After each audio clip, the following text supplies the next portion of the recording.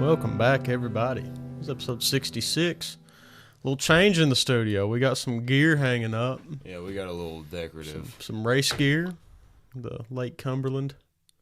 Yeah, the ugly green one's been in my backpack for months. Since that race, probably. And some Flying Pig gear. We got I got the Reds one at the Reds game last night. That's pretty baller. Yeah, I like it. That's actually a pretty cool little towel. Would have been worth going to a game for. Yeah, but the Reds got beat 10-0. They suck. Yikes. They've lost 7 in a row. They were doing so well. They went from first in the NL Central to dead last. Just like that. The NL Central has been competitive this year, but episode 66, we recorded 2 days ago. And so this is going to be difficult. There's no telling how this is going to go. Just bear with us. There's a lot going on today. Well, not really. Needle in a haystack here.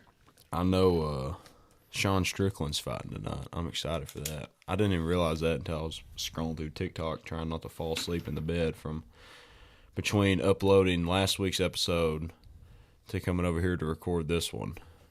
It was, I'm so tired, man. USC's getting kind of ignorant. Yeah, and WWE's kind of sucking too. But I don't know. There's a bunch of what are those called? Promoters. Yeah, they're kind of coming up. Different company. Yeah, different promotions, which is cool.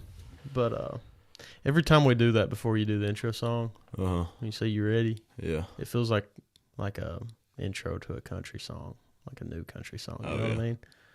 You ready? Yeah, let's do it. But which makes me think I've been singing my heart out on the way to and from work because I'm trying to like have this big epiphany. Like I'm trying to find my voice, you know. Yeah. That way I can quit. My job's cool. That's the one goal in life is to get so good at something that you can quit every other responsibility and just do that for the rest of your life. I don't even care what it is at this point. There for a while, I was thinking about falling back to what you said a minute ago. I wasn't going to go that far. That's the last case. I had an idea that it would have worked. It would have worked so well. I would have made a ton of money. But I just can't. It doesn't fit my core values. Speaking of which, what are our 3 core values? Accountability, authenticity. Dang it. What? Accountability, authenticity, and my tape allegiance. failed. Did it really? Yeah. No. I've been thinking about it. And I just couldn't remember authenticity for some reason. Yeah. I did it without looking on the wall either. Money. Yeah, but this light's not turned on. I'm going to turn this light off. Gosh dang it, man. We're falling apart today. We really are. I feel like we've been steadily falling apart this whole time. Last week's episode was really good, I thought. All 66 weeks of this. Yes. But that's okay. Yeah. Because life... I feel like I'm falling apart. That's golly. That's the loudest that's ever been. Sometimes it's just extra loud, and nothing makes me mad as fast as, like, you know, whenever you're texting. Yeah. And all of a sudden, every time you click a button, it's just loud. Yeah. Nothing makes me just mad as fast as something like that.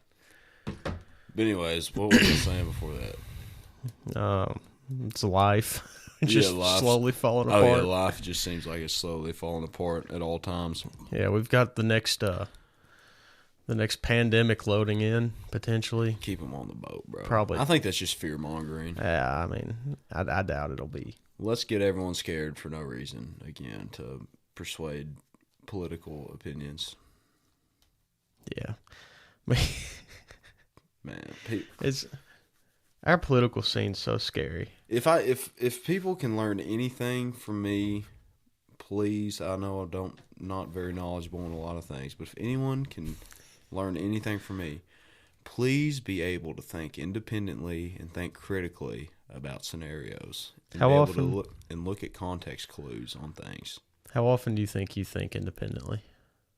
I think independently a good bit. I bet you're wrong. What do you mean? You think I'm influenced by other things? I think we all are, bro. Oh, yeah. Like the whole thing with people thinking your phone's listening to you. Yeah. Like, you give away so much information before you even realize it. Oh, I agree. Like, I don't know. But I can still discern from that's right, that's wrong, that's funny, that's kind of not funny, but kind of funny. I can still discern from, like, that's just absolutely stupid. Why would anyone ever think that or want to do that? That's embarrassing. Why would you even say that? To, like, yeah, that's okay. I can still, when I say independently think, I'd like to think that I can see when I'm being used. Influenced. When I'm being influenced. And I'll allow myself to be influenced. Yes or no. At least that's what I like to think. And speaking of which, we ran into a particular politician running for a local office this morning. And I was sitting there thinking, because, it was the same act that we saw previously. Yeah. I was like, is that just always on? It's got to be. And then I was like, is it an act? And then part of me was like, maybe it's not. And then I remembered the live streaming, how things changed. Yeah. Like that. Yeah. It's like, it is. This is just like, that's an insane amount of commitment. To the bit.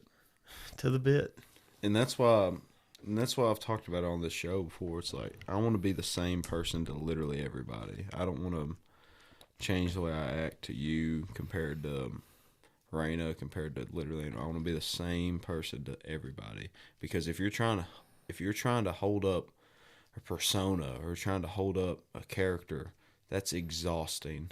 Yeah. I mean, that's absolutely exhausting. Unless you are like an actual actor and that's your job. Yeah. Or like a WWE wrestler, they got to hold a persona a lot of the times. But, like, man, that's got to be exhausting trying to live like that. I think that'd be a really fun job. What? Being an actor. Like, imagine being able to go to work and just be somebody else. Yeah. And, like, I can't remember who that is. I can't even remember what I'm, like, I can't remember the character they played. There was an actor that, like had to take some time off from work because he got so deep into his character. Yeah. That he, like, he was his character. Yeah. It's just. A lot of people get that way in Hollywood. It's crazy. Hollywood's just I don't know. It's also a mess. Yeah. I want to go to LA for, like, maybe a day. Just kind of, like, see the sights and get out. I'm about to drive through New York, and I'm excited to see it. Yeah. But I don't plan on stopping. I think that's how I do LA. I think if I could get close enough that I could see the city. Yeah. And, like, keep rolling without hitting traffic. Yeah. I'm in. But yeah, I think as long as you stay on the highways, you should be fine. Might even see Boston. Huh? Might even see Boston. We're going real close to it. You ought to come up to Boston with me next year when I run the race. I will. Ow, golly. Bang my shin. I'll just be there with you, though. I couldn't even get in that race. But even if I could, I wouldn't do it. Oh, man. No, sir. Oh, how we been? Oh, hanging in there. It's good to be on vacation, brother. Yeah. Leaving tomorrow? Mm-hmm. That's why we're recording back-to-back days like this. Because we're going to where? New Hampshire?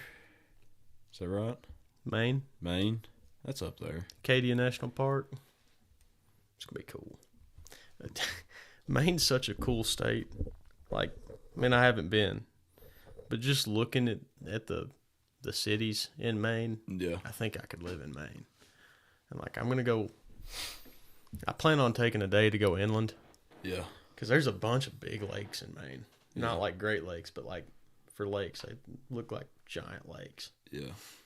And I want to go up inland and check it out. And if I ever become a multimillionaire, I can be, like, hands-free. Just do some calls and stuff, Yeah. We're going to Maine. going to Maine. If it's cool. Yeah. Because it looks so, it looks like I was looking at all these towns. There's all these like really small towns that have like a gas station, a Dollar General, a town hall, yeah, and a post office. They just look awesome. Yeah. And they're just beautiful. Yeah. I'm really excited to see the, I guess like the biology there, like the wildlife, the plants and stuff. Yeah. The terrain. Yeah. We'll see That'd though. Be cool. So Coffee's hot. How you feeling? How many weeks out from the child are you? The child. 26. That's still what? A little less than 26. They're going to induce early. What's halfway? Halfway would be 20 weeks. Okay. A little less for us because they'll induce early again. But okay. We're getting there. How you feeling? You prepped and ready? No. No. I have so much work to do. But after this vacation's out of the way, and now that the marathon's out of the way, not that I was giving a lot of time to the marathon, but I feel like after this stuff's out of the way, like after this week, everything's going to chill out a little bit. Yeah. You know, we had the festival, we had the race, vacation right after the race. We had a lot of stuff going on. And now it'll chill out a little bit. Yeah. Back to some normal.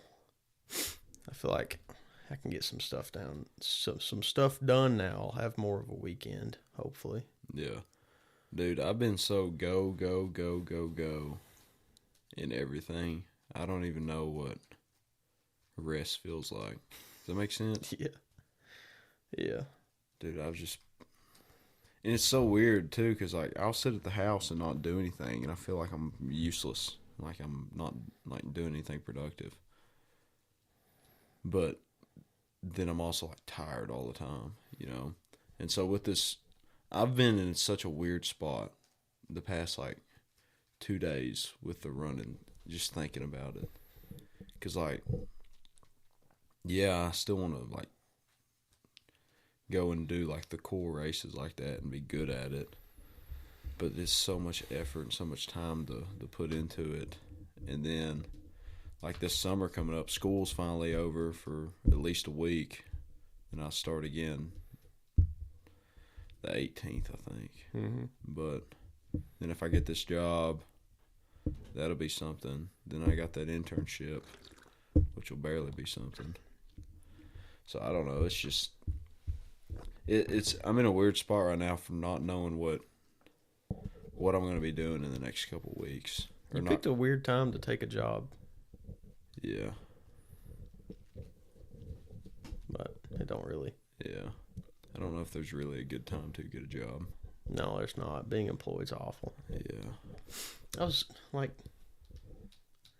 things have changed so much, and I don't want to sound like ungrateful.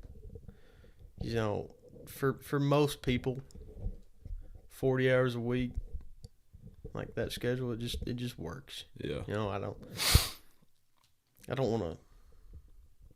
I feel cringy every time I talk about this, but like I don't want to be stuck like that. Yeah. Like I don't want to just. Like I want consistency in my life. Yeah. But I don't know if it's just like a really average pace. Yeah. Just doesn't. It just feels average. Yeah, and like that's fine because like I've got to do it for a long time, you know. So on one hand I get that, but at the same time, like I don't understand how these people put in like 50 years at a place. Yeah. Like just work there for 50 years, and so many people do it. Like you go into a certain automobile manufacturer in Central Kentucky, and they have like sections of the plant. Like there's a powertrain area. I'm probably not even supposed to say that, but there's a powertrain area, and it's like the nicest part of the plant. Yeah. It's It's really nice. But you go through there and they have this big wall. And they have like 10, 20, 30, 40, 50 years. Yeah. Like all split up. They put your picture up if you've been there for 10 years. And when you're there for 20 years, they put your picture up and so on and so forth. Yeah. Like, there's a lot of people. Yeah. Just sit there and... Like, I don't want to say sit there and rot. It's like I do admire... I do admire that. Yeah. I don't know what I'm trying to get at. I just don't want to be doing the same thing for that long. I'm just feeling stuck. Because, like, if you're in that same job, then you're handling different projects. And those people that have been there for 50 years, Yeah. seen a lot of change. Yeah. Like, a whole lot of change. And they've worked on some cool stuff. Like, manufacturing right now is changing a lot with electronics. Like, a lot of...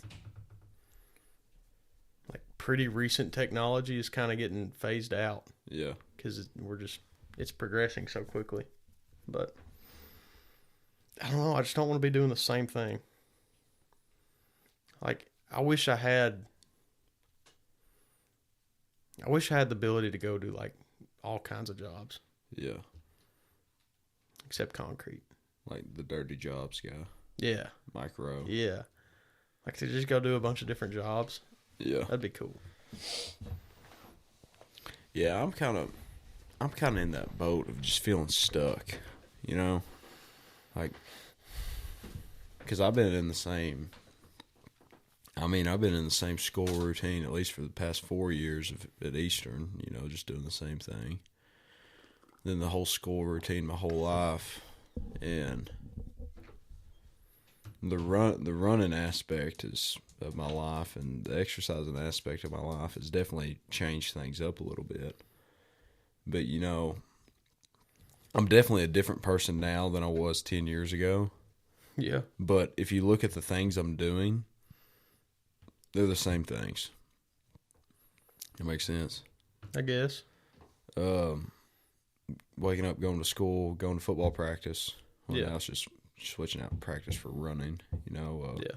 Playing video games, just hanging out at the house, you know, just kind of doing my own thing. And it just feels like I've been in this repetitive cycle for so long.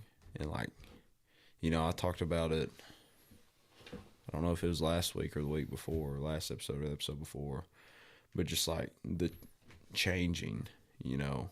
It's like I want to change, like, something, but I don't know what that is. You know, I just want, like, a mix-up. Like something a little different. Yeah. Just because I've been in the same kind of routines for forever, and I don't think I want to like change up the running, or even like go. I've thought about this, but I suck at swimming. But like even going into like the triathlon scene and stuff like that. I mean, I could do that realistically. Yeah. There's a lot that goes into that, a lot of money that goes into that, and we don't really have the facilities unless I drive to Richmond every day and do it, which here soon I'll be driving to Richmond probably every day anyways, but like the facility or I don't know if I want to do that quite yet, like the Ironman scene and stuff. Mm-hmm. I think that seems like the next logical progression. Jeez. Right? Does it? Huh? Does it? I don't know. I guess for you. Man, that would be hard. But yeah. Anyways, just going on with just like I feel stuck. I don't know how to get out of it. I wonder how many weeks we've talked about feeling stuck now. Yeah. Maybe we just need to flip this room around and record back over there again. Switch it up. Switch it up. New week, new angle. We've put new stuff on the wall. Maybe that'll get us out of it. It's already fallen. Have to get some duct tape. I don't know how to. It's kind of like you said. Like I want to make a change, but I don't know what it is. Yeah. Well, you're about to change in 26 weeks. Yeah. So that'll come on. Yeah. That'll be a good change. Definitely. That's exciting. That's one of the best things. It's like just freedom. Yeah. I think that's what. Like I don't want to walk into some guy's office and be like, "Hey man, is it okay if I go do something? Yeah. It's just, that's so stupid to me. Yeah, I get that. Like, I've worked with a lot of people, but I'm like, yeah, what you're doing makes a lot of sense. Mm-hmm. You know, like this is where you should stay. Yeah. You know, like you need to be micromanaged, and I don't like that sounds derogatory. Yeah. But it's just different people, I guess. I don't know. But I feel like I don't need that. Like my boss was talking to me the other day, and he said usually when he's got people working for him, it's like I feel the need to come in and make sure that they're doing what they're supposed to be doing, and like have morning meetings to make sure they're doing stuff. But you just come in and do it. You just come in and work. Yeah. Like you know how to prioritize things, and I'm like, well, thinking logically. Yeah. I know what we need to get done, and like if we're crunch time on a project, I don't need to spend half the day mowing. Yeah. Right? Like it's just I don't know. Like some people can just show up and draw a check, and that's fine. Yeah. I don't think I want that. I'd rather show up and like make something. Yeah. Yeah. That comes with more freedom. That goes back to just getting so good at something that you can just do that forever. Do that until you don't want to do it no more. Maybe I'll just become a professional athlete. Just do that. Really aggressively. Man. Like just like I told little Isaiah this morning at the run club and Noah. They're like, yeah, I told him, I said, yeah, just go ahead and pace with that kid from Power County, because Power County's got a kid. He's a dog in the mile and the 2 mile.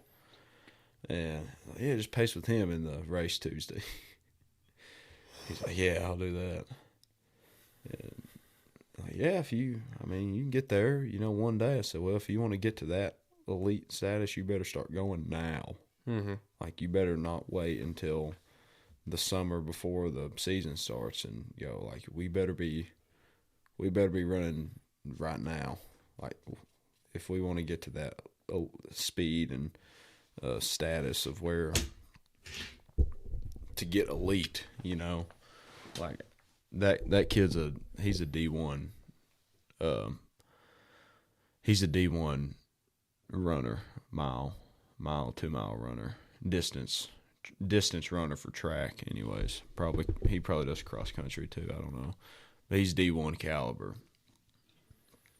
And yes, people got, especially like a little Coffee. I mean, he's keeping up with me pretty easily. I mean, he'll go run 2 miles in the track meets, and like he'll do them like 13 and a half minutes or something like that. Is that what he's wanting to do? He'll like do high 13s, low 14s, which for a 7th grader, like, it's pretty solid. But like he'll go keep up with me, and when I'm just barely going, and he'll keep up, and it seems like he's just barely going too. But like he'll be pretty solid if he sticks with it. But that's the if, man. It's like you got to have that willpower to stick with it. Because a lot of people are good at things, but they don't want to take that extra step to be good enough to do that forever. Yeah. Because like I would say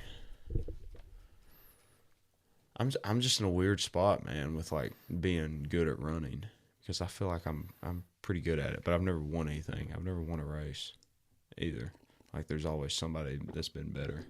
Yeah. In that competition. That'll be cool once I do that eventually. But I also sign up for races where I know I won't win because there's always dogs that go out to them. But Mushroom Festival next year, I'm coming for you, Bart.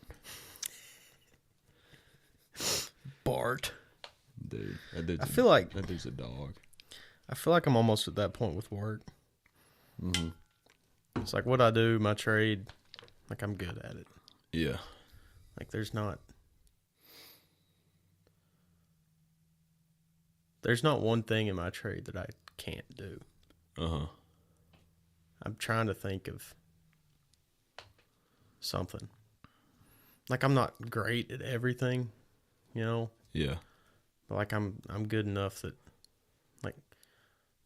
like machining. Like I'm not a machinist. Yeah. You know, but if I spend some time with a piece of equipment, I can figure it out and I can produce like pretty high quality parts. Yeah. And like I'm not a welder. Like if I play around with it, then I can put out some pretty good welds. Like average, above average a little bit. But like, especially as a contractor, we were talking about this at work the other day. Because I asked him like how he does stuff. Mm-hmm. And I was like, just give me a rundown on how you want this stuff to look. Or like how you want this stuff to look. Because everybody does it different. Mm-hmm. It's like, I worked at 3 or 4 different shops primarily. Yeah. Like everywhere you go, somebody's going to tell you like, put that label on a different way. Yeah. Put it in the left corner instead of the right or something like that. Yeah. And so it's just figuring out how they want it done. Yeah. It's like I constantly see stuff. Like it would just be so much better if we didn't do it that way. Mm-hmm. But I don't have the authority to just make it that way. Mm-hmm. There's some things that I'll be pretty stubborn about, but for the most part, just do what everybody else wants. And I feel like if I took that extra step and did it for myself, Mm-hmm. it would be the same. Like I'm not that, Mm-hmm. but I could figure it out. I just have to spend some time with it. But that's a whole lot of risk. Mm-hmm. I don't know. Yeah, I'm at a weird spot and just like multiple. When you talk about risk, it's like, man, I want to take a risk or take risks. But I don't know. It just seems like I'm in such a pathway right now. If I like took a risk right now, I feel like I'd screw everything up. You know? Yeah. If it didn't pay off. And I want to do cool stuff. Yeah.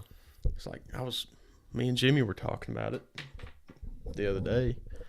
Like before Jimmy started, 6 months before Jimmy started working with us, we got to work on some cool stuff. Yeah. Like doing really cool projects. And we weren't doing it. We weren't subcontracted to it. We were just the main contractor. Yeah. That was awesome. Like I loved that work we were doing, and then we moved away from it because of risk. Yeah. It's like we moved away from, because we had this one customer that we subcontracted to, and we stayed there. Like we had an opportunity to go to Canada, Yeah. and work in one of the plants up there, Yeah. and it was going to be like we'd be home 2 days a week, like 2 travel days, Yeah. 3 days working. Like I saw the equipment we'd be working on, and it was so cool. Yeah. Like it did such a cool thing. And I'd be like in that equipment doing stuff. I was really excited for that. If we were still doing that stuff, I would 100% still be there. Yeah. But like that just wasn't up to me. Yeah. And then we started doing just dumb crap. And like right now, I feel like I'm ruining this for myself. Because right now, like I'm doing stuff that I don't normally get to do. Yeah. Like the stuff I'm building at work. And like later I'll be able to design it. Yeah. That'll be cool. Yeah. Like once I do it once or twice, then I'll have it pretty well figured out. Mm-hmm. And for the most part, you know, not not every job's cool. You know, like the job we're doing right now is super basic. It's 5 pieces of conveyor that bolt together. It's like they don't even have cool motors. They're just a bunch of single assist motors. Like, it's fine. You know, it's work, and that pays the bills. Yeah. I don't know. But you want to be doing, like... I'd rather be doing cool stuff that's mentally engaging. Yeah. Like right now, I'm working on this little stuff, and it's mentally engaging because I'm doing a side of it that I haven't gotten to do. Usually, it's like instead of just adding something, like if you think about a car. Yeah. Because I don't want to say exactly what I'm doing. If you think about a car, and like you want to put off-road lights on it. Yeah. And like upgrade it. It's usually what I'm doing. Yeah. That's what I used to be doing. Now I'm just building the car. Yeah. So that's cool. It's neat to see that side. It's neat. Like I've done a little bit of it, but it's not like common. Yeah. So that's cool. And it's satisfying because I can make it look all pretty. And I'm learning a little bit. Yeah. Like here in a couple months, it's just going to be like basic routine. And I don't want that. I'll just mentally check out and do it. Mm-hmm. Like, I don't know. I'm not looking forward to that point. But I'm really enjoying right now because I'm doing new stuff. Yeah. Like, I told my boss the other day, like, I'm not used to this. Yeah. Because I was like, I'm not doing anything, like, mentally or, like, physically exhausting. But mentally, I'm having to think about what I'm doing right now. And I haven't showed up to work and had to think about what I'm doing in a long time. I think that's what I am. Mentally checked out. Mentally checked out? You said that and it just light bulb. I think that's what I am. I think a lot of people are. Because, like you said, at your old job, you could just show up and not, like, do anything, like, outstanding or, like, just do the work, you know, and not have to think about it. And the bar was so low. And the bar is low. The bar was extremely low. That's how I've been at school, man, this past year. It's like the graduate school, master's school, bars up here. No, dude. They just want your money. They want you Here's there. a discussion board. Yeah. The discussion board is the epiphany of checked out.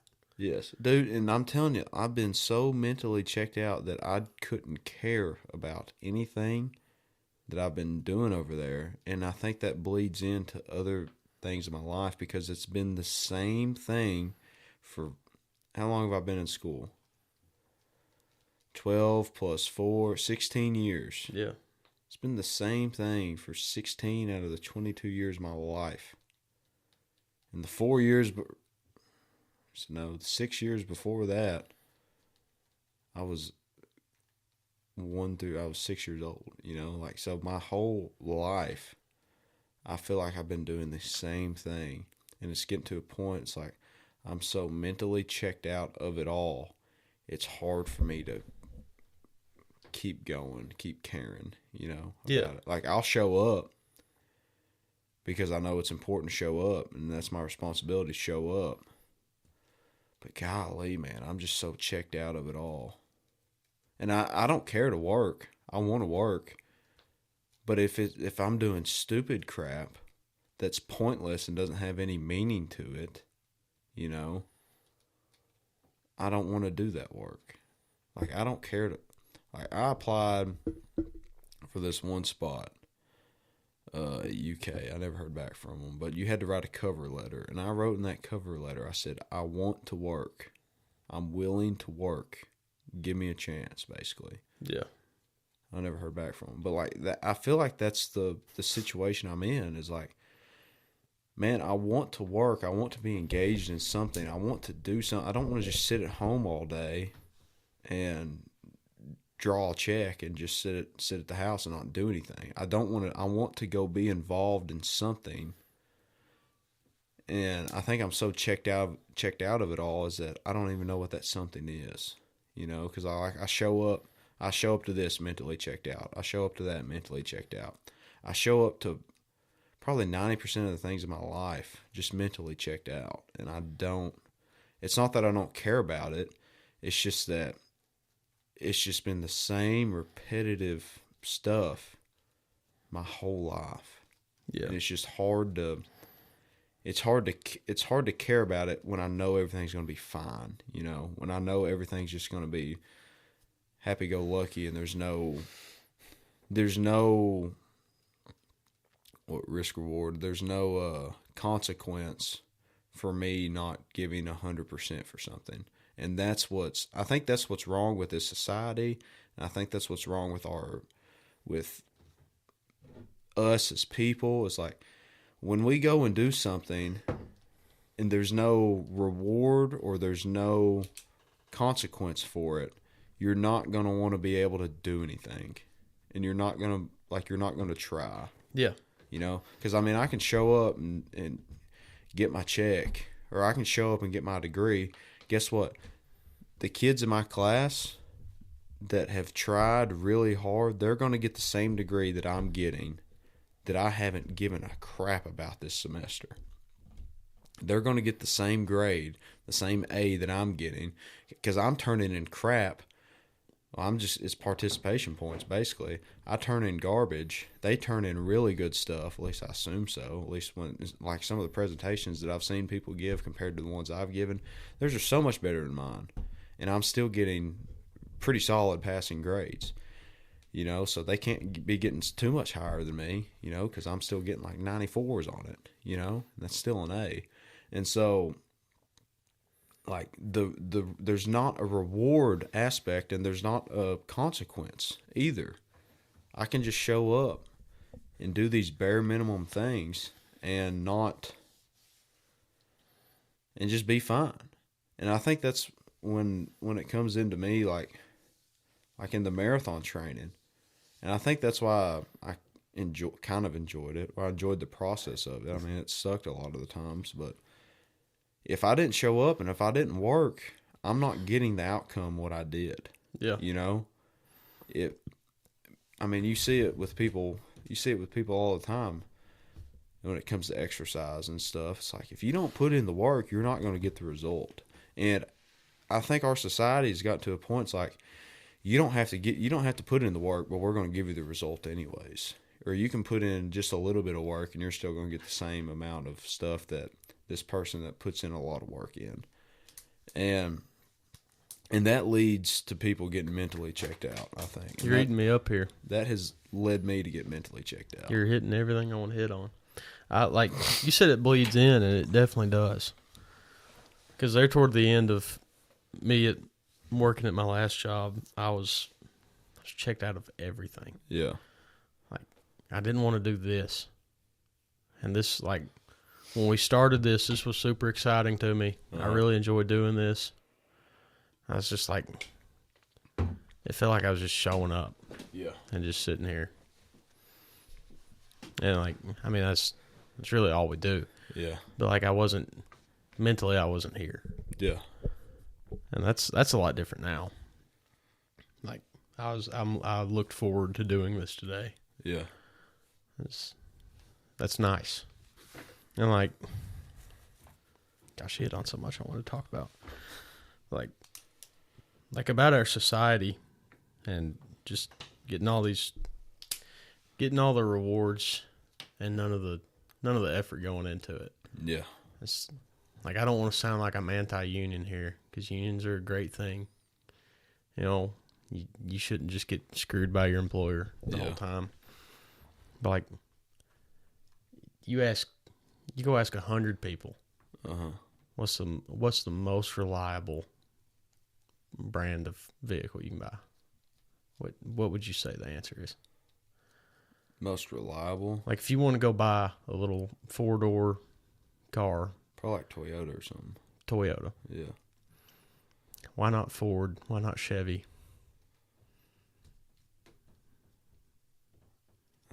I don't know. There's a big difference in their one's not American. Manufacturing process. Well, that's part of it. Yeah. But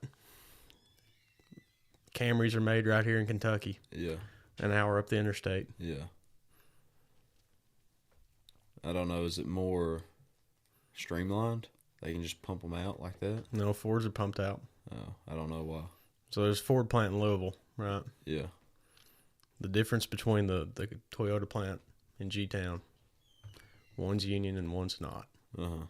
Which one do you think's union? Probably the Ford one.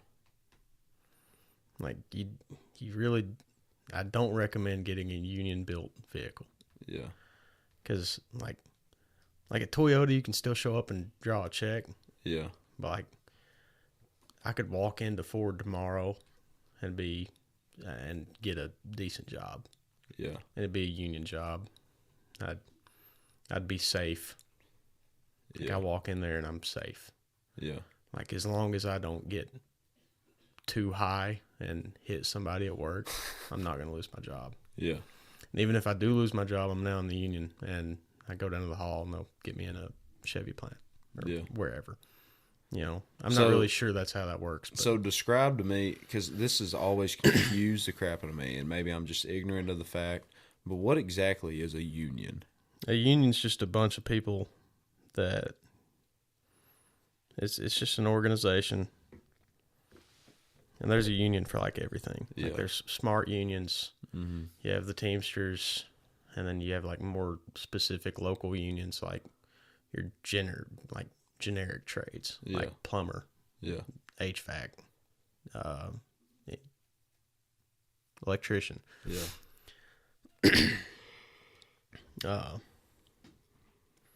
And they negotiate.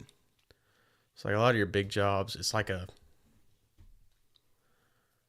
don't know. It's like saying we donate 0.1% to charity. It's like a little something you can tack on there to make yourself look better. Okay. Like that.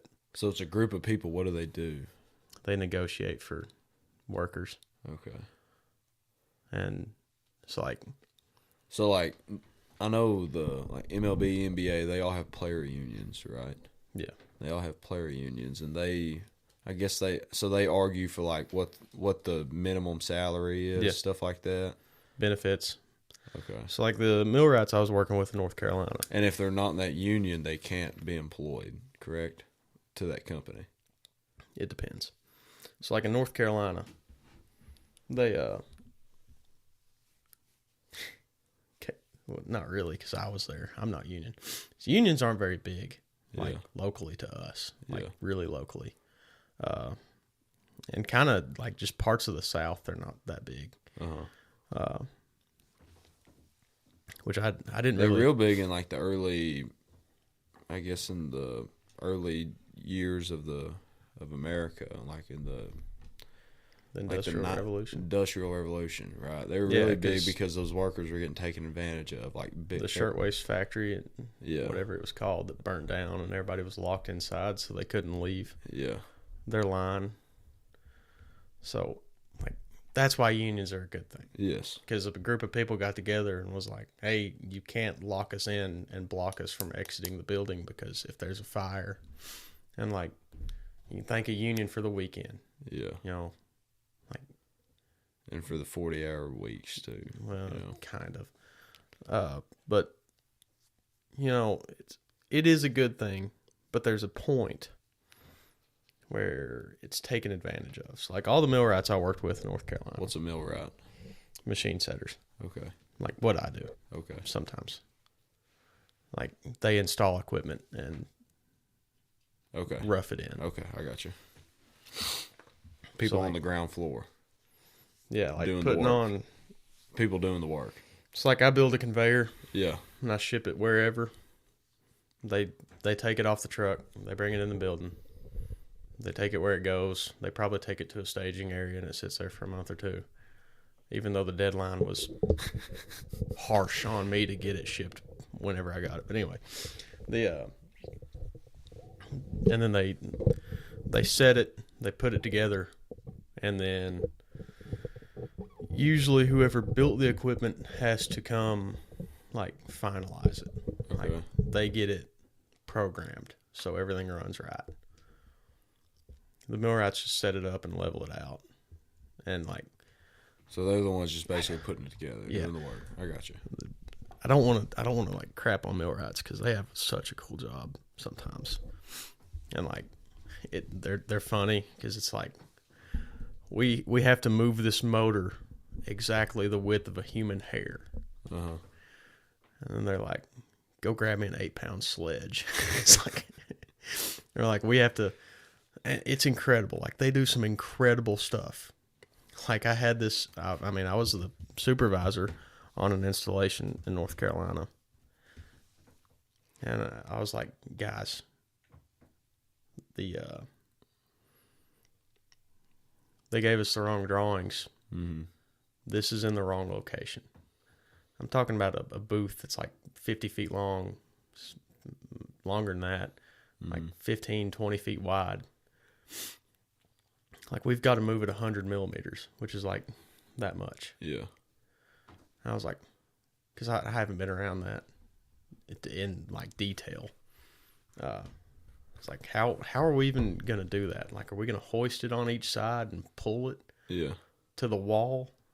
And they're like, nah, man. And I was working with the Mexican iron workers.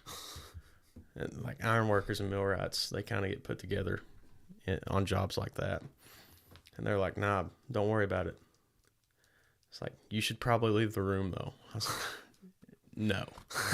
Like, if you're telling me I need to leave the room, I'm staying right here.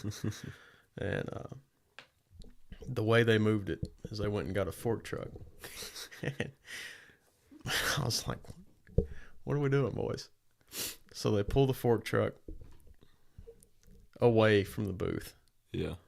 And they put it in reverse and floored it. And they just hit it.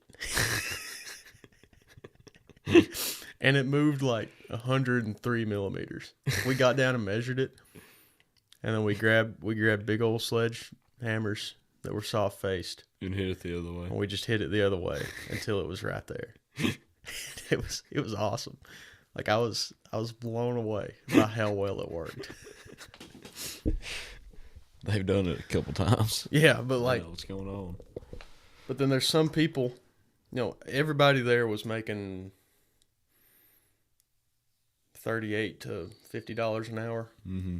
Like the apprentices that had been doing that work for less than a year were making $38 an hour. Yeah. They all had like complete benefit packages. Because of the union? Because of the union. Okay. They were all getting $17.50 an hour on top of their hourly rate. And that was all going into a retirement account. Dang.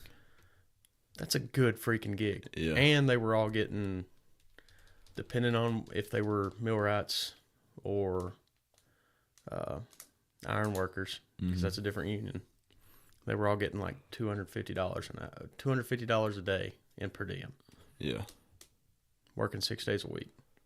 That alone is a decent check. Yeah. On top of everything else.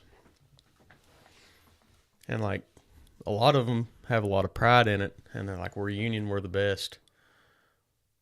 There's a reason we made it to the union, and they did good work. Mm-hmm. And then you've got a few in there that are like, yeah, I made it to the union. I'm going to do the absolute minimum to stay here. Yeah. And they were still there. Yeah. I don't know where I was going with this. Well, we were talking about the difference of buying a car from Toyota to Ford because of the Ford's union and Toyota's not union. Why is Toyota not union? Well, they try to keep unions out because they'd have to pay more. Okay. But to keep unions out, they pay more. Yeah. But they would have to pay even more, and it would be harder for them to select who they want in there. And it would be harder for them to get rid of people because unions have stewards and all kinds of crap. Okay. And like you got to go through a steward before you fire somebody. And yeah. I really don't know exactly how it works, so don't take everything I'm saying as like set in stone. Yeah. The way it is. But like, if you're gonna build a car at Toyota, you gotta. There's more of a bar you got to be above. You know, like you actually got to like put in a little bit of effort to stay. Yeah. But at the same time, you can sit there and draw a check, like, and just hit that minimum, and you're good. But that minimum's a little higher. So that makes Toyota. The workers at Toyota have more to lose if they mess up. They make higher quality products. They make higher quality. Yeah, that makes sense. I don't know. That's just, it's not, like 200 years ago, every day was spent doing what you had to do to survive the next 24 hours. And like, if you wanted cool stuff, then you had to be pretty innovative. Life was just different. Like 200 years ago, you're not turning on your faucet and having hot running water. You're not getting a hot shower. Yeah. Without a whole lot of effort. Yeah. And it's probably way too hot. You just burn yourself trying to make something cool. Yeah. I don't know. It's just like people nowadays, especially people our age, I think, there is truly nothing to lose because they don't have anything. So there's nothing to lose. And so if there's nothing to lose, it's so dang hard, especially when you're driving down the road and you look up and gas is $4.80 a gallon. It's like, well, this is just going to be like this forever because whatever's going on across the pond over there. And we have idiots making decisions for us.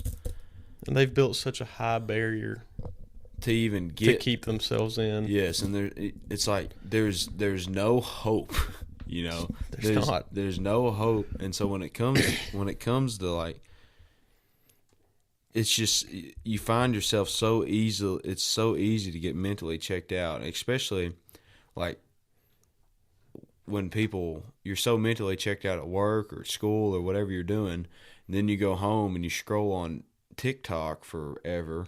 That just gets you even more disassociated from the world, you know, and I don't know if that's really truly anybody's fault, but that's just how we've grown as people, sadly. And you know, and there's nothing to lose.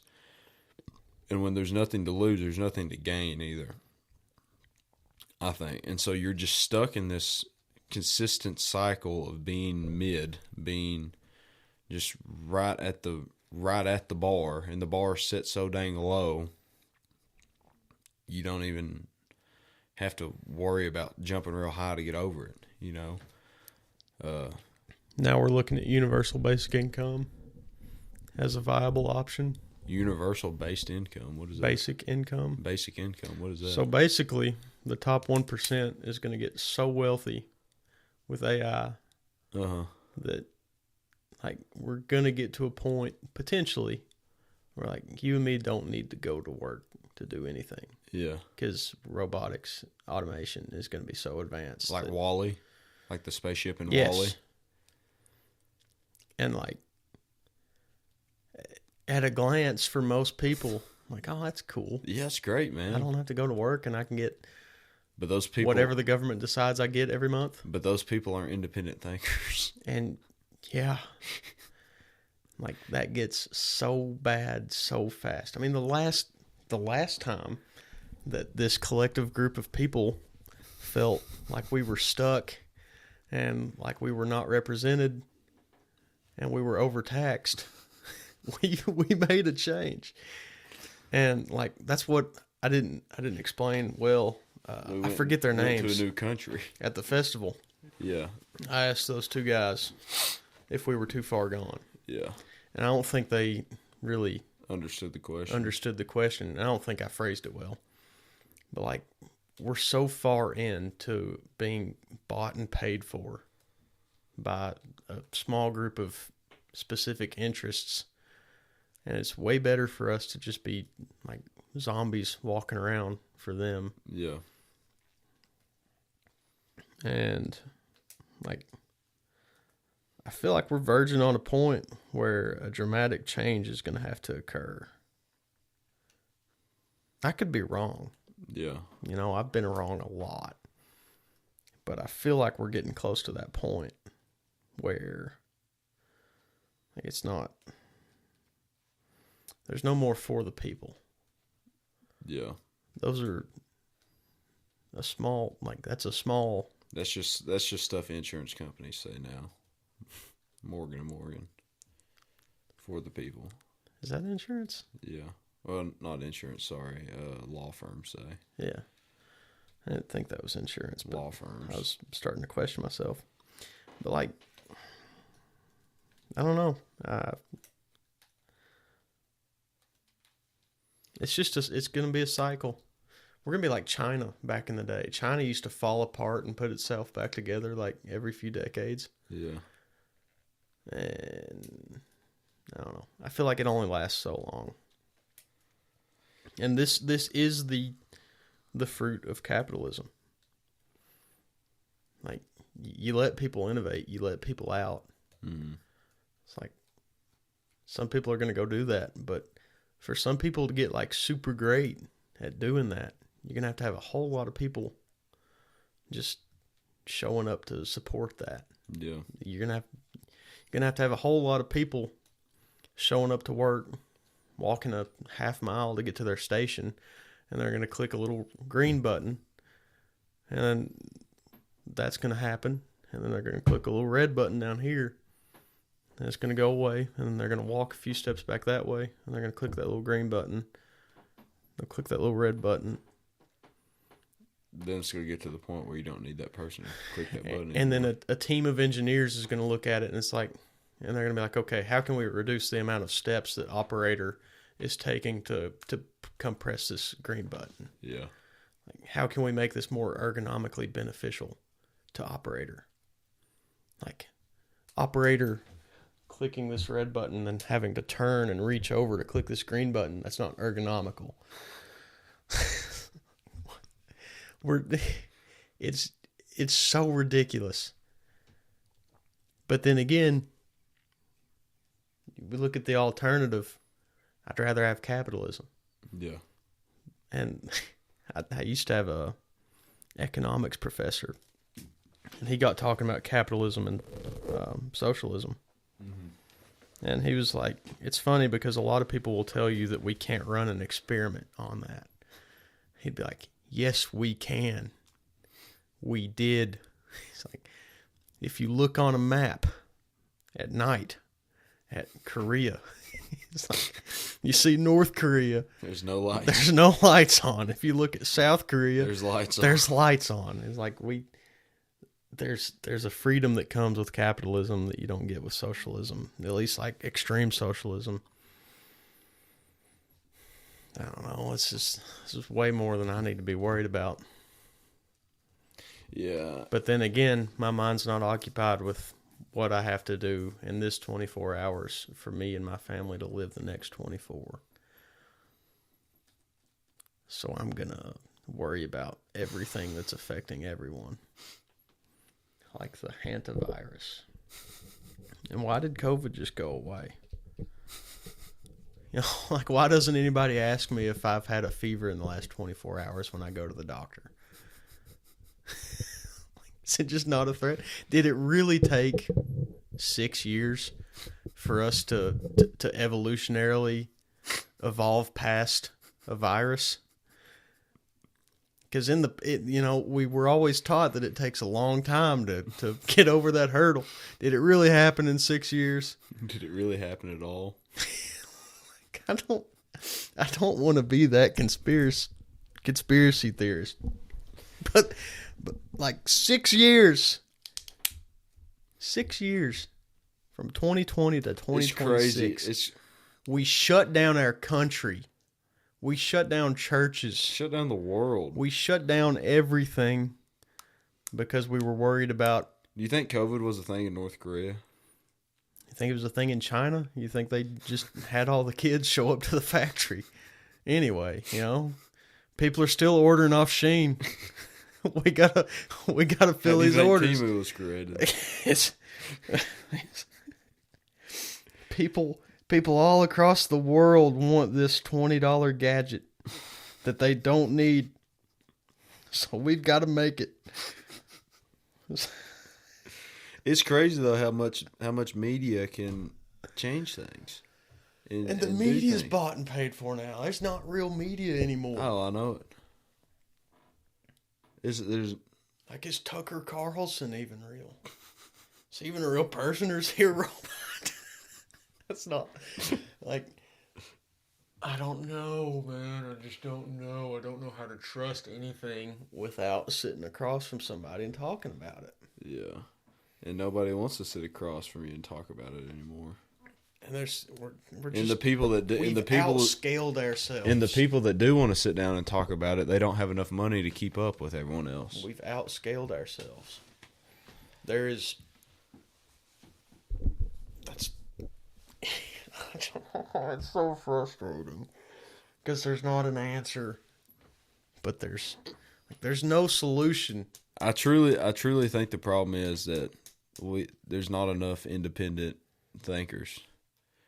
Individualist people. I think everyone is too easily persuaded into one side or the other, or they just follow whatever leader they want to without thinking, And like I talk about how bad bipartisanship is, but at the end of the day, we still have to pick one guy to do it for 4 years. Yeah. And like a king, like a real king, came to our country and kind of warned us. like a real king came here and gave us a warning. Who? And whatever the dude's name is it King Charles? What, the Revolutionary War? No. What are you talking about? Dang it. But even those kings, they're just more of a symbol now anyway. Yeah, King Charles was here like a week ago. Oh, really? Yeah. No. He came here and he was like, that shows so much talking to our government, cracking jokes about how we had to secede from his government. I don't know, man. Dude, I don't want to be depressing, but like, this is a side topic. This might lift the room anymore or a little bit better. But it depends how I open this. But you know how like there was that shooter that came into that White House correspondent dinner the other night? Yeah. So there was a guy performing on stage with like Trump. His name was Oz, the magician, or Oz, whatever. Let me look. Oz? Yeah, no, it's Oz, because I found that out last night because he was at the game. Oz the. Did you see Cash Patel while that was going down? Oz Perlman. Okay. So this guy was at the Reds game last night, post game, like doing a little show. And this is how he opened the show. He said, well, as some of you guys know, I was at the White House correspondent dinner last week. And a lot of people think that I can read people's minds. Like I'm not a mind reader. And I had the question a lot in the past 2 weeks. He said, if you're a mind reader, why couldn't you tell that there was a shooter going to come in? That's how he opened, bro, in front of the whole stadium. I looked over at Pruitt. I said, did he really just open that way? It was kind of funny. And like, it didn't get any laughs. Really? Yeah. And like, Marjorie Taylor Greene? You know what a Petri dish is?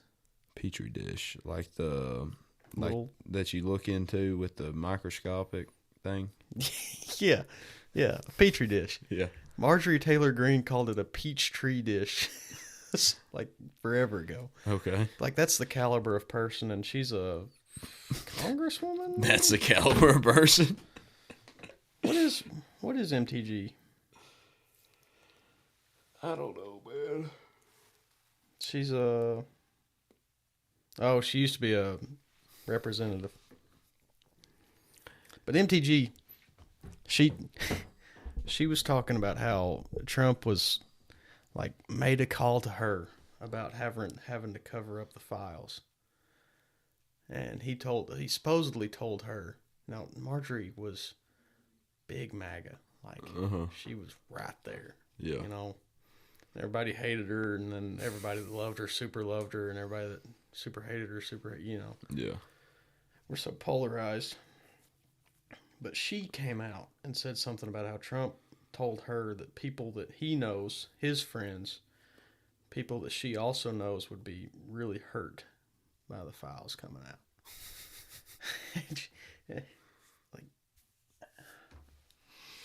like if she is coming out against him. Hey, man, I think it's a whole... I think that the whole political landscape is just a reality TV show to hide something that's really bad that's really going on. And they just want to divide as many people as possible and create as many, I hate to use this word, but like quote-unquote sheep as possible. Yeah. To just corral them one way or the other and make them as much money as possible, and they don't give a crap about the American people. I don't think anybody does that runs. Well, I think there are people that like care about the people, like the people you see at the Mushroom Festival. That's like kind of ground floor marketing themselves. Like, I think they truly care, but like I said earlier, they just don't have the money to keep up, and so they can't advertise and they can't promote as much as other people that say, "Well, Donald Trump supports me," or whoever supports me, and then someone's going to see that in the mail, not do any research at all about this person. It's like, well, this guy sent me... Just blind support. He sent me 10 postcards in the mail. Well, he must be good. He supports Donald Trump. Let me vote for him. Or let me vote for her. Or whatever. And like... Plato's analogy. What's that? Of the captain. It's like everybody's on a boat and the captain was thrown overboard. Yeah. So now everybody on the boat wants to be the captain. Yeah. And all the people that are, one guy is on the boat and he's had his head down studying the maps and the stars, trying to figure out where they're going. Yeah. And everybody else is out like kissing tail and brown nosing to be the captain. Like the one guy on the boat that's qualified to be the captain. Yeah. He's not out there. Yeah. Like playing the game to be the captain. Yeah. He's studying where the boat's going. Yeah. And he's not going to be the captain. The captain that gets, elected is going to have to go ask him how to do it. Why do we play that game? Why does every politician have a cabinet of advisors? Presidential level, I get it. Because, if I got elected... There's a ton of stuff going on, and I don't know everything about anything, and neither do they, but they've specialized in it, so I get that. But I don't know. It's just a freaking pony show. Well, we did it again, Gabe. We've successfully added another layer of depression to the internet. It's okay, man. I don't know. I do have hope. I wonder what a therapist would think if they listened to these conversations. I don't know. Man. Maybe we should bring a therapist on. Interview a therapist. Dude, that's the best idea I've ever had. Write that down. And then ask them for an evaluation at the end. Yeah. Then they'll charge us $4,000 afterwards. Get a therapist. I feel like we between you and me, we have to know somebody that knows a therapist. No, come on, talk. I feel like they do some charity work. Yeah. I don't know. I know like 4 therapists. They all kind of suck. That's the thing, man. That's the thing. We're all going towards that same goal. Let's go be with God one day. Hopefully. Come back. J-Man, come back. We need you. We need you big time. Some of the Bible's so scary. Because the whole time Jesus was here, he was just telling us to follow him and everything will be all right. And then you read any other part of the Bible other than the red letters. And it's like, you'll be thrown into a pit of fire for every sin you committed. That's a little dramatic, you know. It's just scary. Yeah. Like, knowing I don't deserve it. Like, I wrote some stuff down the other night. You know, before the marathon episode. How great would life be if God just made us sheep? If God just made us sheep, wouldn't it be great? Until we get killed and used. Killed and used by what? I mean, what do we do with sheep? But man, we're not actual sheep, you know. Like if you just didn't put free will in there, then what would be the point of it? Someone would have to use us. You know what I mean? What's the point of us now? Huh? What's the point of us now? Serve God and worship Him. Yeah, but what's the point in that? Huh? What's the point in that? Because He's our creator. Yeah. Like, the purpose in that? Yeah. Aren't we still getting used in a way? Not really. I mean, God wants a relationship, so He makes us to have a relationship. That's still a use. I don't know. And why does God want a relationship? I have so many questions. And like, when I didn't identify as Christian for a while, that was like the most frustrating thing to me. Is like, anytime you bring up a question that's like legit, people are like, I called it the G card. Yeah. Like, I don't know what God's thinking. It's like, that's such a crap answer. But it is true. Well, I don't know if that's a crap answer. I just think it's just a hard pill to swallow. It's just the answer of someone that doesn't know what to say, I think. Yeah, but there's a lot of stuff that we're not built to understand. Yeah, and it's truly above our understanding. And for me, I think that's just something I've come to accept, you know, and that for me, I don't need to know all that stuff. Yeah. You know, because if I did know all that stuff, I think it'd be pretty hard to sleep at night. You know? I mean, you think about, I know we've been kind of dissing, like, our, like, presidents and, like, stuff of that. But, like, the amount of, like, stuff that level of fame and popularity and that level of control, and if you really do have your best interest of the people at heart, that's got to be hard decisions to make. Yeah. You know, and hard things to understand. And so, for me, I've accepted that, hey, man, I don't have to know that stuff. You know, I'm gonna get by where I get by and do the things that I want to do to grow and be a better person, a better servant of Christ. You know, that's what I guess care about. And it's hard. It's easy for us to get into those thoughts and minds of being mentally checked out and just not caring, how we mentioned before. But like questions like that you're having, which are valid questions, for me, I've just never. In my experience, I've just come to accept that that's above my understanding, and that's just the way it is, you know? Yeah. And it's just the way it is. Like, I recognize that I probably don't want to know why God did everything He did. Yeah. I would probably be mortified, and I probably wouldn't be able to function. You know? Uh-huh. Like, having that understanding. Yeah. Like, because there's a reason for everything. Yeah. Yeah, we don't do anything without reason. Gosh, I don't know. It's difficult to give that trust up. Yeah. You think doubt's okay? Doubt? Yeah.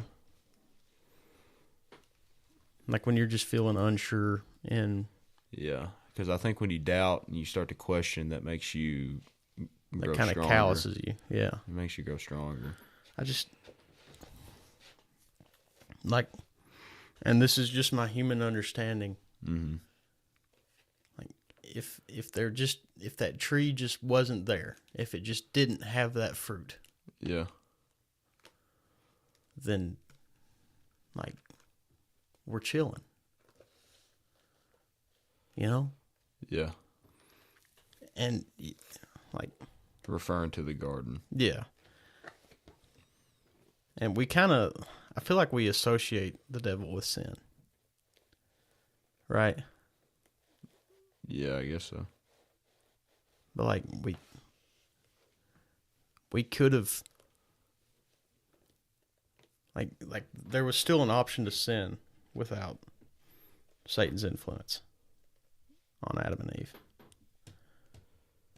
Yeah, because God told them not to. Yeah. Yeah. Like they still had that opportunity to go against God. Mm-hmm. But the devil just made it easier for him to go against them. He just influenced them to do it. Yeah.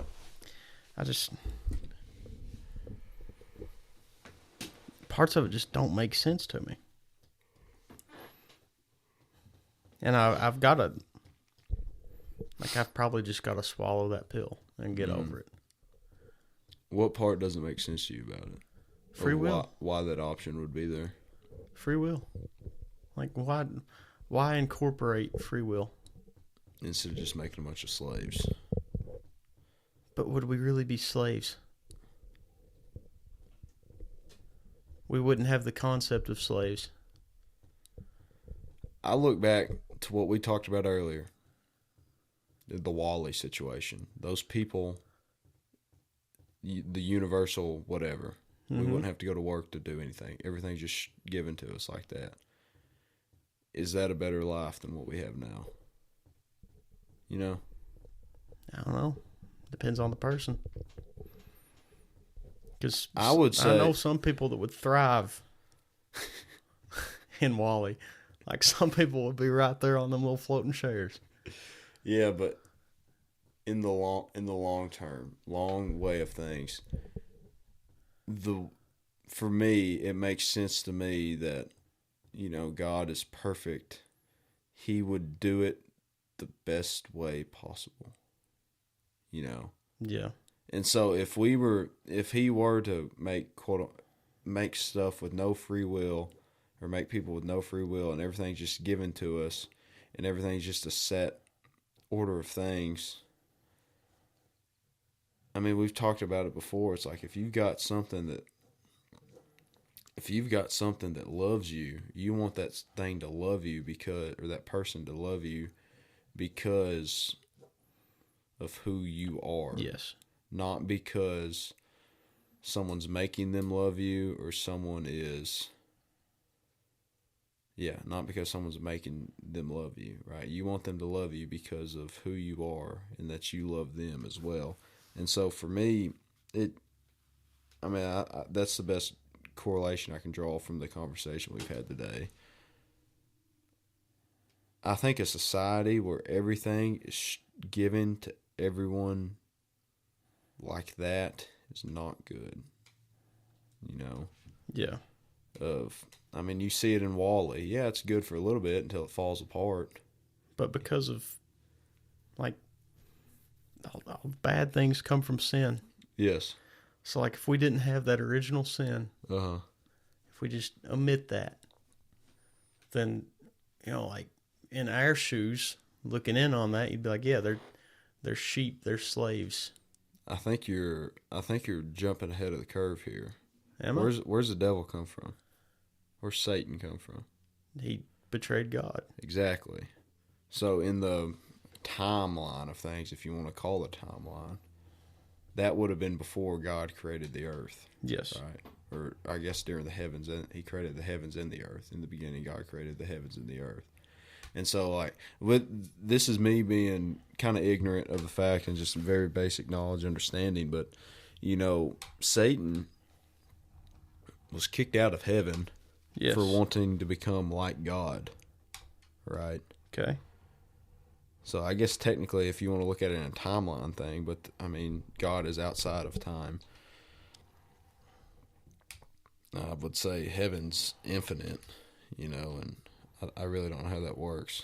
I'll probably have Dad answering these questions when he listens to it. But, he rebelled against God. I guess that was technically the first sin. Yeah. Because he was wanting to be like God. And so because of that led way to other sins being available. Yeah. But like, if that's what I meant though, if Satan didn't betray God, if Satan wasn't envious of God, if he would have just been chilling, then he wouldn't have influenced Adam and Eve. And if they're just like, I'm struggling. If sin's just never introduced, then we wouldn't have the concept of being a slave to God. I understand that point. Yeah, I understand that. It's like, if that's not a concept, is it real? I understand that way of thinking. But I still think everything has played out the way it is. The reason we're sitting here talking about it, it's still possible, like the best scenario, I think. Because you have faith that God is perfect. Yeah. And he would do it the right way. Yeah. I'm really trying not to sound like a non-believer right now, but I'm just thinking out loud. Mm-hmm. Where does your faith come from that God's perfect? Well, it comes from the examples that he's made. Yeah. There's consequences for bad actions. Yeah. Right. There's consequences for bad actions. There's quote unquote reward righteousness from good righteous actions. Through Jesus, he took that sin away. Sin is no more. And so when we're sitting here talking about sin like this, and well, from that first beginning, it never would have happened, or like we would have been in this perfect society if they hadn't sinned. Well, I guess what if, but that's what happened, So we can always talk about these what if scenarios, but it's also important to realize, well, this is what happened, This is what we got to accept. This is our life. This is what's going on.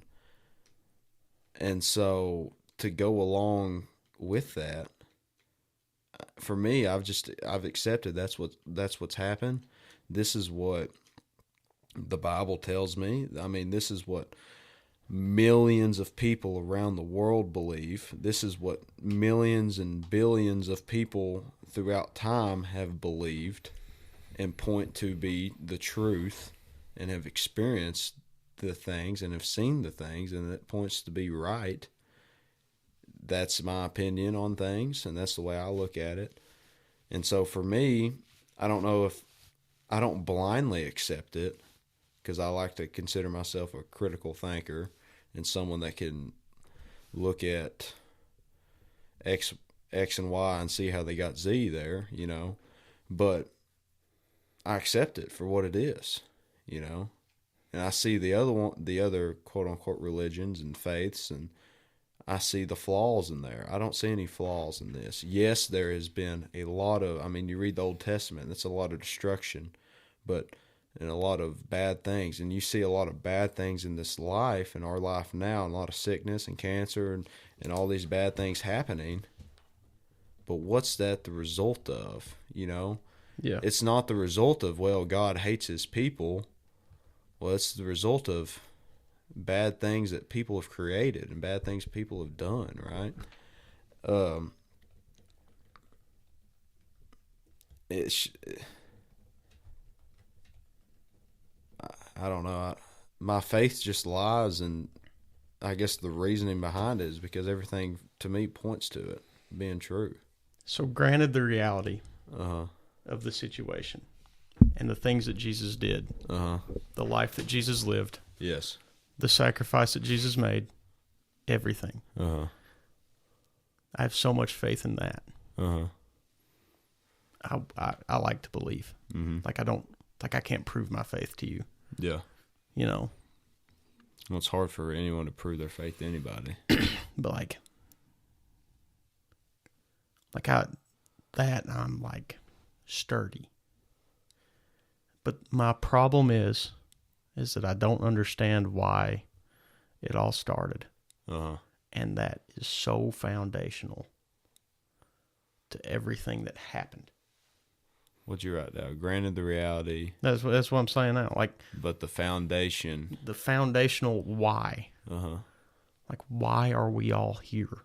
Not having an answer for that. That's like so foundational. Like everything after that changes. Mm-hmm. You know? That's what scares me. Yeah. Like everything, our entire reality, like, this is uncertain, mm-hmm. but this is what Jesus did. Mm-hmm. And I feel very certain in this. Yes. But this came after this. Yeah. But I don't feel certain here. Okay. So, like, I can't justify this with this through reverse engineering.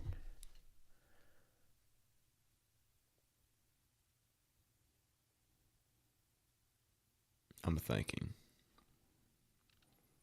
Do you see where I'm coming from? I see where you're coming from. And that's so scary. Like, but this is from my perspective and my point of view.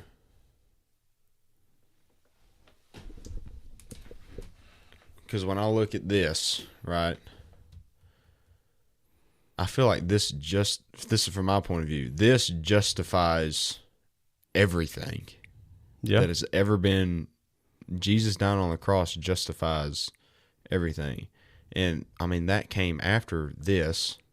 So my understanding or my misunderstanding of this and not being able to know why this happened in the beginning and why we were created, for me, and I'm not saying like or neglecting your feelings towards this, but for me that just like for me not being able to understand that, I'm okay with that. I think that's for me though. I think and I think people are different in that feeling, because some people, there's a lot of people that want to understand literally everything and why this happened because of this. But for me, I'm just willing to accept that I don't know and that it's above my understanding. And I don't know at the moment, but there are ways to get better understandings of it. And that's by doing research. Yeah. And for me, doing that research is a lot of work. I think part of my problem here is that I don't. Okay. I'm going to stop trying to like word it correctly. If God wasn't a spiritual being, right? So like you could make this a movie.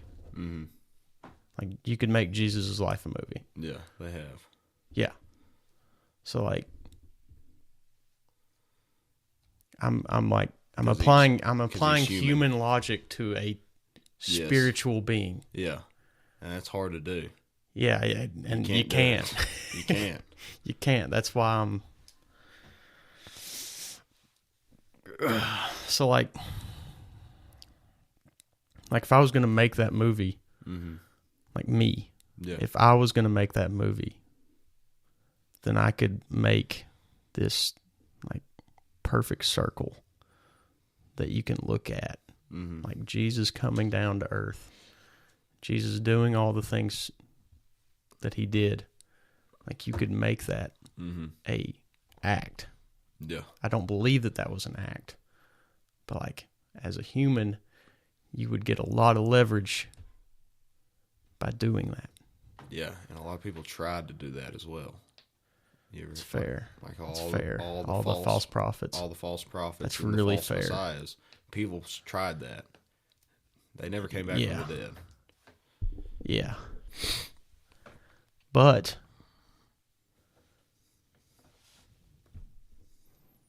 I don't know. It's just like everything I've experienced is human.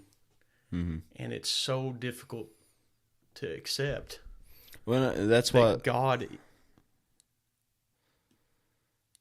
like applying human logic to it, it's like it's impossible for God to do everything he's done just out of the good of his heart. Yeah, well, I think that's why it's easy for you to understand, or it's easy for you to understand the square you wrote down here referring to Jesus' life compared to the circles because, well, Jesus was human. Yeah. And God. Yeah. But he was also human. But he was very human while he was here. Yes. 100% human, 100% God at the same time, you know? So I think that's what's so easy for a lot of people to relate to Jesus. It should be easy to relate to Jesus, I think. But why it's hard to fully understand God is because you just can't.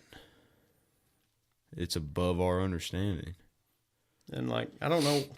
I don't know if I'm like showing off my trust issues here. But like, with the human understanding, I can't know for sure that like this is with all good intent. Mm-hmm. You know? And like the acts that Jesus did, I don't know. It's just scary. I'm trying to figure it all out and I can't. Mm-hmm. Well, you can't figure it out on your own, I'll tell you that much. We got to do a lot more Bible reading than we do to be answering these questions. At least I do anyways, I know that. No, I know I do. So, I think that's because, I mean, that's how God speaks to us, is through the Word. In the beginning was the Word, and the Word was God, and the Word was with God. So what do you think? This is something I've been meaning to talk to you about. So, purgatory. Yeah. I was talking to somebody about purgatory recently. What's your thoughts on purgatory? Not very recently. Well, I didn't have thoughts on purgatory. I thought it was just like... It's a Catholic belief. Yeah, I didn't realize it was Catholic for a long time. So I thought purgatory was like some other religious thing. Like I thought it was a completely different religion. Yeah. And then I found out, because I talked to somebody that was Catholic, and they were like, yeah, I can provide you scripture that backs up my belief in purgatory. And I was like, what? And I can't remember what it was, but he did. And I was like, I'd never heard of that book. Yeah. He's like, yeah, it's not in the Bible. It's in the Catholic Bible. And I was like, wait, there's a serious disconnect here. Whose word is God's word? That's what you ever hear of the Council of Nicaea? Yeah. Yeah. They're the ones that put it together. Yeah, which one? Where were they in the schism? I don't know. But like, that is so fundamental. If the Bible says that the Word was with God, like, whose Bible's right? Huh? Whose Bible is right? That's a good point you bring up. Okay.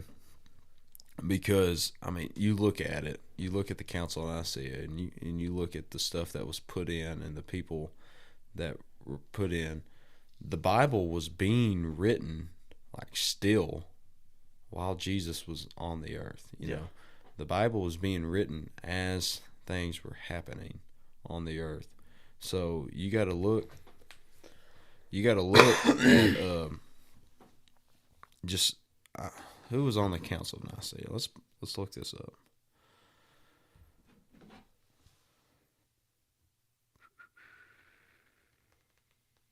Emperor Constantine. Dispute over whether Jesus was divine or a created being. It was produced by the original Nicene Creed, affirming Christ's divinity. So, I mean, for me, I've had this conversation with people, and maybe this is just me being simple-minded, because I would like to think I am very simple-minded in a lot of things, and kind of maybe not old school in a lot of things, but for me, those people, when they put the Bible together, I would like to think they were influenced by something. Yeah. You know, they were influenced by the Holy Spirit. I would like to think. It's like, man, this is let's put this in this book in here because it's, well, Moses wrote it, you know. Moses wrote these few ones. Moses literally saw God, or like the back of God, and talked to God on the daily. Led the people out of Israel, or led the people out of Egypt. You know, all these things. Like, that's a pretty reliable source. And they probably looked at some of the other stuff that the other quote unquote prophets wrote that, didn't make the Bible. They're like, man, this is probably not as reliable as some of these other accounts. And same thing with maybe the New Testament. Like I said, I haven't done the research on it, so I don't know 100% sure. But for me, like, I would like to believe is they were influenced by the Holy Spirit of putting in the right stuff there. Yeah. You know, same reason, like, that Book of Mormon you were given, whose account is that? Just one guy. That's one person's account. And another account of Jesus Christ. Well, that's just one dude's account that's not very reliable. Yeah. You got to look at those. This is multiple people, like multiple early Christian bishops putting this together, putting the Bible. This is not just one dude sitting down. Yeah. And it's the same thing. It's like, well, we read books from Shakespeare back in the day, whenever he was around. It's like, well, what makes that reliable as a source, or as a story? It's like, well, people seen it. I would say the Bible's 100% more reliable because it had too many dang checks and balances to get put together, because there's too many, and just like books written, like old history books and stuff. It's like, well, how is that reliable? Well, this person wrote it. Well, even stuff published nowadays, I mean, it's got to go through all these different checks and balances. I'd assume that the Council of Nicaea was the same thing. All these different people. I mean, look at these look at some of these early pictures. Look how many people's there. Yeah. So that council was 700 years before the schism. Okay. So I guess my question is, or like the question I need to answer was like, who deviated from that council? Was it Eastern Orthodox or Roman Catholic? I don't know. I wish I knew all this, or I wish I was more aware of all this stuff when we had Kevin on. Call up Kevin, man. He probably had some decent answers. This might be a good episode for next time. Next topic for the next one. Yeah. How long have we been going? Hour 40. Yeah. I don't know. It's interesting just even talking about stuff like this because I truly, like I said earlier, it's like I'm so mentally checked out of anything. It's hard for me to care about anything. And, like, this is, like, stuff that you need to care about. And as adults or as men growing up in this world, and if we're really wanting to follow the Great Commission, we've got to know stuff like this. And I know I'm definitely haven't done a good job of learning it because I'm just like, I'm so mentally drained all the time. And that's not an excuse, or I'm not using that as an excuse. I'm just saying that that's the reality of what it is. And that's not a good reality for me. Something I need to work on and be more aware about. But if I haven't already answered this question, if I haven't already decided for myself what I believe, what Bible I believe is correct, then should I really trust my faith? What do you mean? Never mind. Because my faith doesn't really, purgatory's kind of outside of that. I guess. I don't really know.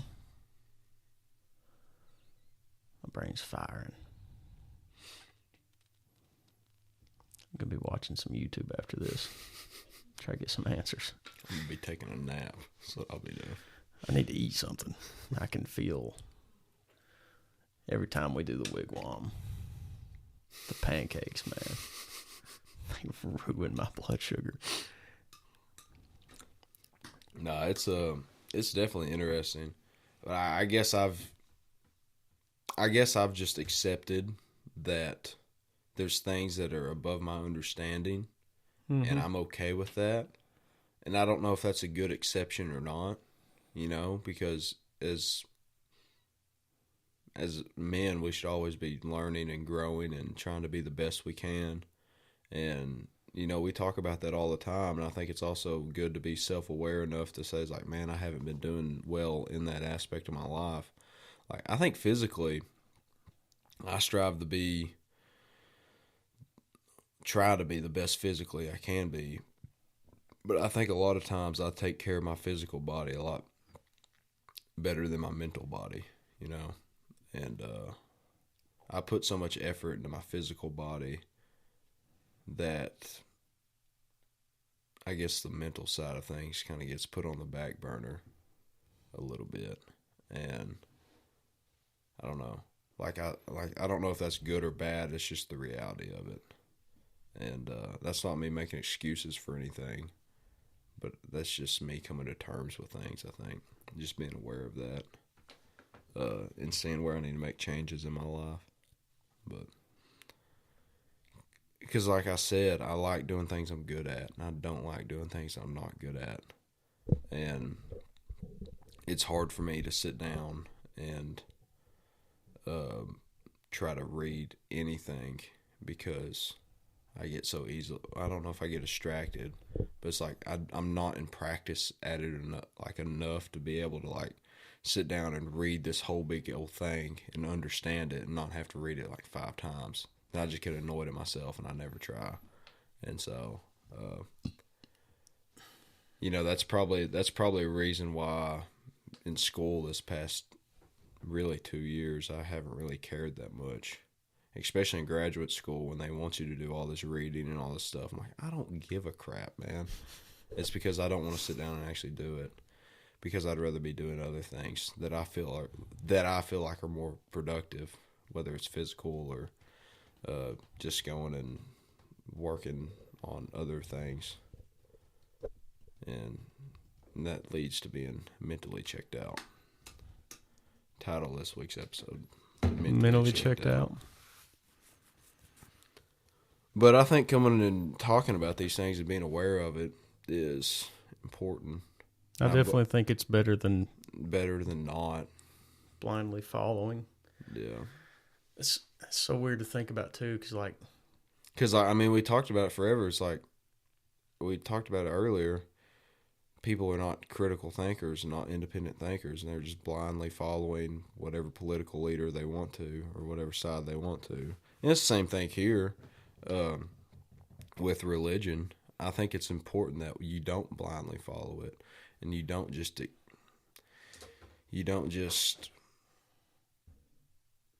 go through the motions and do this is because what your parents are doing. You really need to figure out why, get to the bottom of why.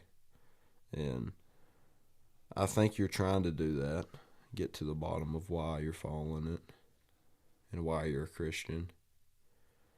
But you just got to remember that, there is going to be doubts and there is going to be questions, and it's okay to ask those questions. But don't let them discourage you in other aspects. It's weird. You said you would like to think that the Council of Nicaea was influenced. Mm-hmm. I'm assuming by the Holy Spirit. Yeah, that's what I mean. I don't want to say it out loud. That's what I mean. But I would also like to think that the Bible that I ended up studying was influenced. Mm-hmm. I would like to think that there was that influence there. Yeah. But I bet if you ask the Pope if he's got any doubt that he's reading the wrong Bible, he'd probably say no. And I don't know if the Eastern Orthodox has their own Pope figure. I doubt it. But somebody that's deep into both sides, but neither of them have a doubt. Yeah. Or a lot of doubt. Yeah. I don't know. And strong Muslims, they don't have a doubt, But it all comes down to faith, man. What do you put your faith into? For me, the Christian Bible is what I believe. And that's what makes sense to me. Yeah. Because you look at other scriptures and other things, and it talks about having a 6-year-old wife and having all this stuff that's just are we for real? If that's right, I don't even want to be right. Yeah. I'm are we for real? Yeah. I'm pooped, man. I'm mentally checked out. Yeah. I think we might need to sing a song and get out of here. I think so, too. This was a lot better episode once we got into it. Dude, we take so long to get into good stuff. I know it. I just need to cut the we first need to start 20 recording minutes out. as soon as we get in here. That way we get over ourselves with the first 40 minutes we sit here talking before we hit record. Yeah. Then we might. Because then we got to restart that phase. Yeah. Well, let's pray then. All right. We can go home. Dear God, thank you for this day. Thank you for letting us have conversations like this and ask questions like this, because it's important to always, think about you and think about how things were created. And I think it's good that we have questions and we can question about it, because that just strengthens our faith in you and strengthens our knowledge, and we learn and grow because of them. Just please be with us as we go out through this new upcoming week. Please be with Jake and Rain as they're traveling up to Maine. Just keep them safe. Let them have a good time up there. And just as we go into this summer, just let us be good influences to the people around us, and let us do some cool things, and just be good servants of you. We love you. We thank you for Jesus. In Jesus' name I pray. Amen. Amen. Oh, good one. Man. Oh, gosh. Bang. That was it's got a little hum to it that chord does, but here we go.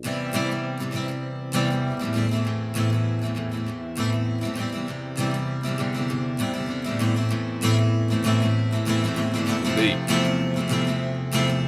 good to your brother. All right, everybody. That was it. Thank you all for listening to us ramble for almost 2 hours. Amen. We love you. Jesus loves you. Be good, your brother.